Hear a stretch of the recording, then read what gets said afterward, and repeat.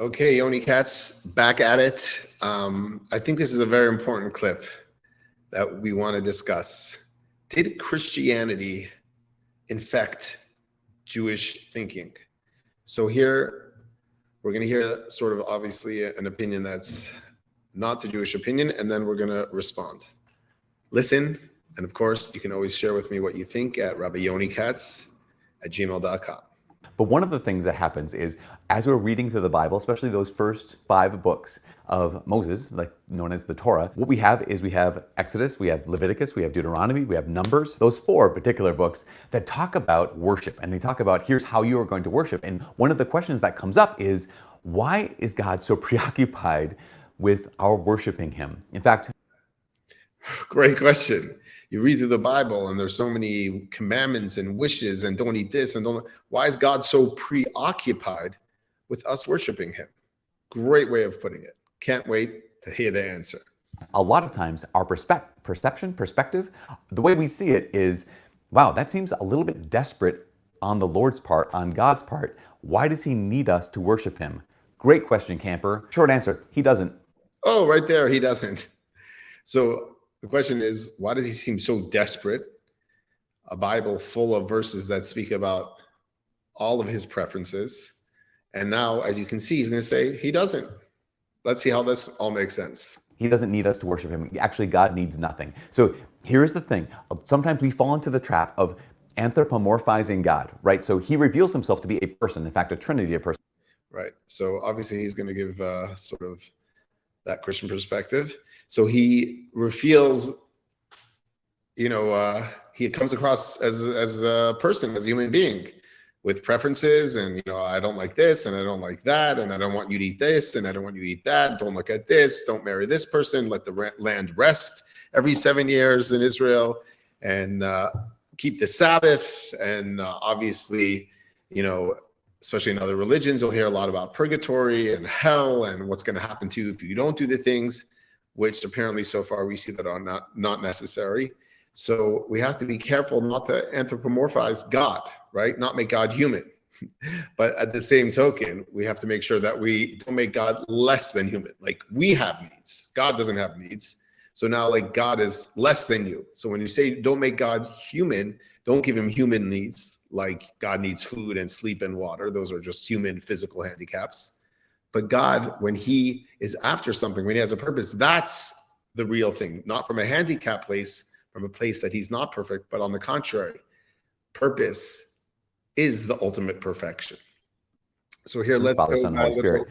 But we anthropomorphize God. And even in Scripture, there's sometimes the ways in which Scripture depicts God or talks about God is he regretted in his heart. He was grieved to his heart. Like some of those things. And then what they're trying to do is they're trying to tell us something deep about God. But God is not a human being. He's not one of us. Actually, except for... So this is where it gets very nuanced. And we have to make sure, again, when the Scripture or when the Torah tells us all these different verses, are we to think, oh, well, not really, he doesn't really care about any of this and it's not all necessary to him? So therefore we have to make sure that we're understanding what's here's what we know about God, that God, fully sufficient in himself, did not need anything. He didn't want anything. God did not create the universe because he was lonely. In fact, what we believe about God is that he's a trinity of persons, right? So he is a communion of persons. He lacks for nothing, lacks nothing. So in creating human beings, as I said, it wasn't because he's like, I'm just so lonely. I want to make some people who can, either it's because I'm lonely and I want something, or I feel lack of attention towards myself. Here's the thing. God is not someone on Instagram who's starved for likes. That is just massively important that we establish this very clearly. God is not starved for likes. He's not starved for attention. He's not starved for anything. God is fullness itself. He is being itself. He is sufficient unto himself. Okay, so he doesn't need anything. So then, why does he keep saying, here's how you're going to worship me? Why does he seem so eager for us, not desperate, but eager for us to worship him? Yeah, so great question, and he's putting it so perfectly. On one hand, it seems that he's perfect and he can't anthropomorphize, he's not human. On the other hand, he seems pretty not desperate, but eager. I'm not sure what the real difference between those two words are, because it seems like he's, pretty much very much after something. So what is the answer? A couple of reasons. Here's one reason. One is because he knows what we're made for. Here's God, who's the fundamental ground of being. There's literally nothing that exists outside of God. Our hearts are made for ultimate meaning. Our hearts are made for ultimate truth. Our hearts are made for ultimate beauty, ultimate goodness, which is another way to say our hearts are made for him. And so... Okay, ultimate truth, ultimate beauty, ultimate meaning. Our hearts are made for him. To say that it's not going to be necessary to him or it doesn't affect him and it's just all about us, how does that go together? When we put other things ahead of him, our hearts are the things that are wounded. Like when we put other things ahead of God, it's our hearts that become distorted. It's our hearts that become twisted. It's us who lack something. So does he care if our hearts get distorted and we're not paying attention to him, and we're not, even if you want to say it's only about us and we're not doing the best for us and living the most meaningful life, does that bother him? You can't get away from it, even if you want to say it doesn't affect him. But obviously we affect him because, like he's saying, we're getting away from him. So when God says, worship me, what he's saying is, I'm inviting you into this relationship because not just the relationship. First thing, I'm inviting you to place me first because that's literally where I belong. Where I belong, literally where I belong. Place me first. The contradictions, I don't know, just seem apparent to me. I don't want to come across too harsh, but if anyone's listening, especially if anyone's out there in the Christian world that wants to shed some light, please email me. Number one, priority. Number two, God even points out in scripture, he says, do you think that I eat the flesh of bulls or drink the blood of goats? Like, I don't need those things. Then why do you ask for them? Because you need them. What do you mean? In worship, we're called to sacrifice. We're called to give God our first fruits. What develops when we give God our first fruits, right? So here's the firstborn calf, the firstborn lamb, the first fruits of one's field. What happens when we give God the first fruits? What we're saying is, God, I trust you. What we're saying is God, I give you this thing, which for me represents security. For me represents certainty. For me, it represents the fact that I'm now safe. I'm now taken care of. I'm giving away my insurance because I trust you. And there's something that happens to us in our relationship with God when we give him our first fruits, when we give him that worship, that actually means something to us. It actually... Well, when we give him that worship,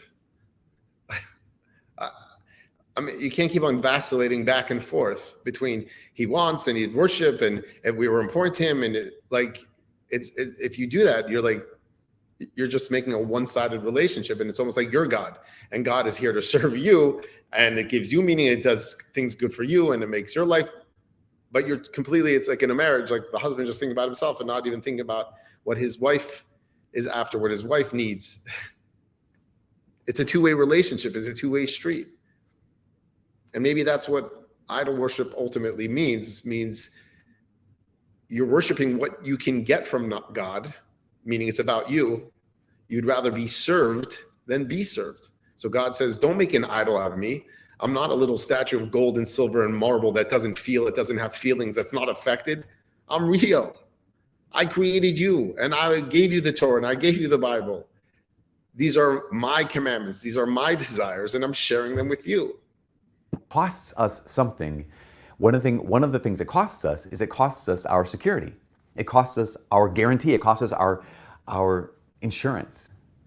And so when we place those first fruits into God's hands or offer them to him, that worship, that act of sacrifice is an act of trust. Number three. And I imagine that means a lot to him, like any relationship. Somebody puts their security aside for the other person in the relationship, that affects the person, and in this case, God, infinitely.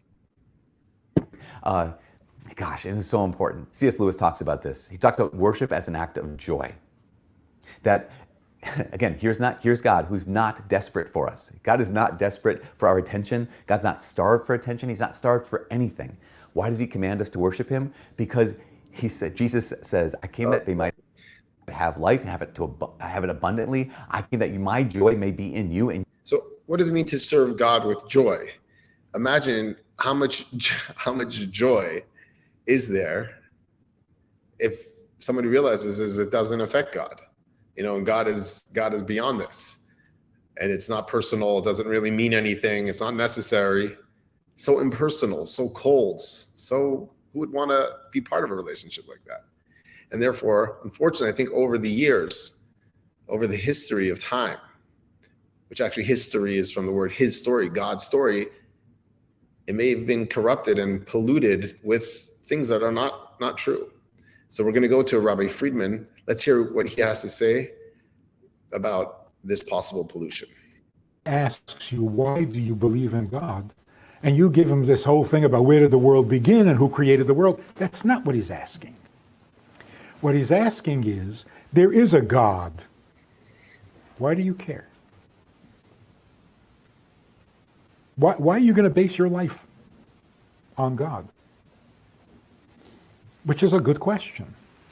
And it isn't always a rational decision. So your mind will insist that there is a God. Your mind does not insist that you have to serve him.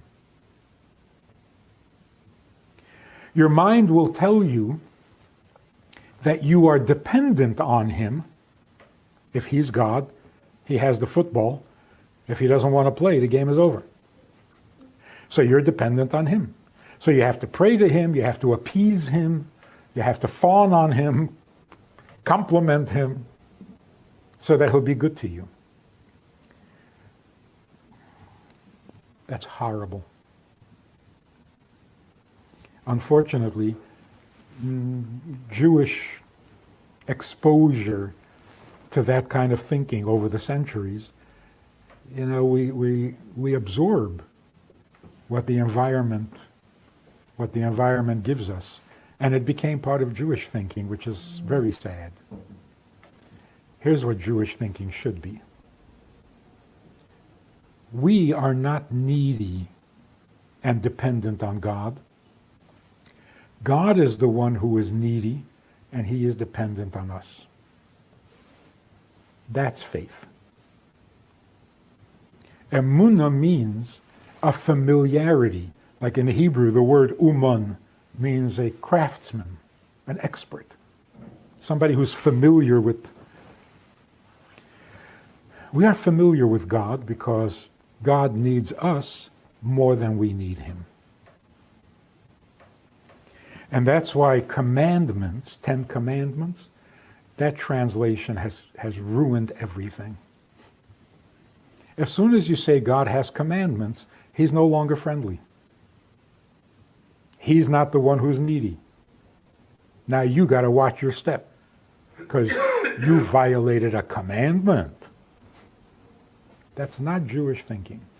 Jewish thinking is, when God spoke to us at Mount Sinai, he wasn't telling us what we must do, he's telling us what he must have.